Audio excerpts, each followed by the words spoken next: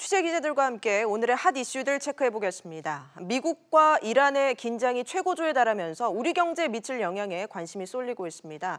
당장은 큰 영향을 받지는 않겠지만 앞으로 국제 석유가스 시장의 불확실성이 커질 수가 있기 때문에 대비해야 한다는 지적이 나오고 있습니다. 장가희 기자와 함께 짚어보겠습니다. 장 기자, 미국의 공격으로 이란군 실세가 숨지면서 다시 중동발 악재가 터졌습니다. 먼저 국제 유가랑 또 금융시장 상황은 어땠습니까? 네, 중동발 리스크로 투자 심리가 많이 위축된 게 사실입니다. 우선 코스피부터 살펴보면 코스피는 장 초반부터 하락했는데요. 0.98% 떨어지면서 2150선까지 후퇴했습니다. 코스닥 살펴보실까요? 코스닥은 지난주보다 2%대로 급락하면서 655.31로 마감했습니다. 원달러 환율은 상승하면서 외환시장 불안감이 계속 지속이 됐는데요. 서울 외환시장에서 원달러 환율은 지난주보다 5원 오른 1172원 10전에 마감했습니다. 1180원 중반까지 오를 가능성도 나오고 있습니다. 예.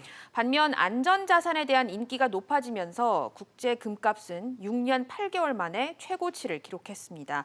국제 유가도 급등했는데요. 로이터 통신에 따르면 브렌트유 선물은 배럴당 69달러 62센트, 미국 서부 텍사스산 원유는 63달러 86센트에 거래가 됐습니다.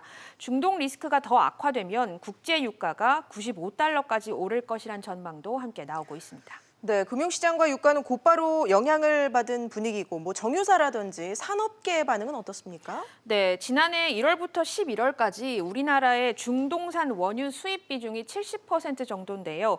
중동 정세 불안이 장기화해서 국제 유가가 급등하거나 원유 수급에 차질이 빚어질 경우 악영향을 피하기가 어렵습니다. 이 때문에 촉각을 곤두세우고 있는데 일각에서는 국제 유가 상승이 단기적으로 정제 마진을 올릴 수 있다. 이런 분석이 나오고 있지만 실제로는 미국과 이란의 갈등 고조 같은 지정학적 리스크는 세계 경기를 위축시키는 탓에 업황을 더욱 어렵게 한다는 반응이 나오고 있습니다. 정유사 관계자의 말을 들어보시겠습니다. 네. 국제 유가가 오르게 되면은 수요가 떨어지기 때문에 세계 경기가 좋은 거가 가장 좋거든요. 수요가 많고 세계적으로 기름에 대한 그런 수요가 줄이고 이렇게 되기 때문에 마냥 좋다 이렇게 보지는 않습니다. 네, 장 기자, 정부도 대응하느라 분주한 모습이죠? 맞습니다. 정부가 긴급 회의를 열고 석유, 가스 수급 대책을 논의했습니다. 원유 수급 위기 상황이 발생할 경우에 정부와 민간이 비축하고 있는 2억 배럴 규모의 비축유를 방출하고 석유 수요 절감 조치도 검토하기로 했습니다. 홍남기 경제부총리를 주재로 한 긴급경제장관회의도 조금 전 열렸는데요. 금융시장과 국제유가 불안감이 급속히 커지면서 이에 대한 대책을 논의한 것으로 알려졌습니다. 청와대도 오늘 오후 이란 사태 등 중동 문제를 논의하기 위한 긴급 NSC 회의를 열어서 에너지 수급과 우리 진출 기업들의 수출입 대응 방안을 함께 논의했습니다.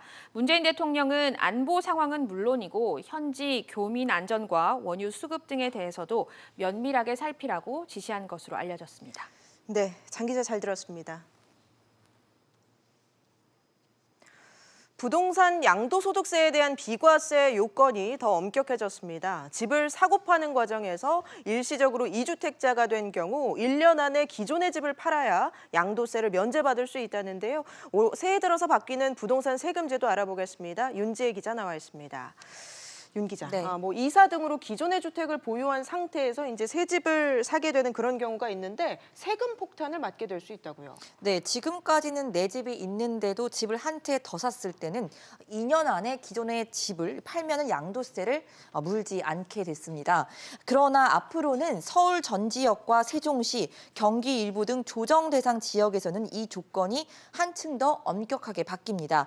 새로 산 집으로 1년 내에 전입을 해야 되고요. 동시에 1년 안에 기존 주택을 팔아야만 양도세를 면제받을 수 있게 되는 겁니다. 네, 언제 계약한 것부터 이게 적용이 되는 겁니까? 네, 지난해 12월 16일 이 부동산 대책이 나온 이후, 그러니까 12월 17일 이후 계약분부터 적용을 받게 됩니다. 새로 산 주택에 세입자가 있는 경우에는 임대차 계약이 끝날 때까지 기한 연장이 허용되고요. 이와 함께 조정 대상 지역에 있는 임대주택에 대해서도 양도세 비과세 요건이 추가됐는데요. 직접 들어보시겠습니다. 네.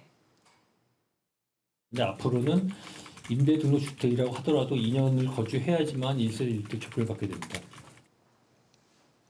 그러니까 한층 더 꼼꼼하게 1주택자에만 혜택을 주겠다 이런 얘기인 것 같은데 네. 다주택자가 집을 팔도록 유도하는 그런 내용도 있다고요. 네, 한시적 혜택을 제공하기로 했는데요. 다주택자가 올해 6월 말까지 조정 대상 지역 소재에 10년 이상 보유한 주택을 팔 경우에는 양도세가 중과되지 않게 됩니다. 높은 세금 부담 때문에 집을 팔지 못하고 울며 겨자 먹기식으로 보유만 하고 있던 사람들에게 한시적으로 혜택을 주겠다는 겁니다.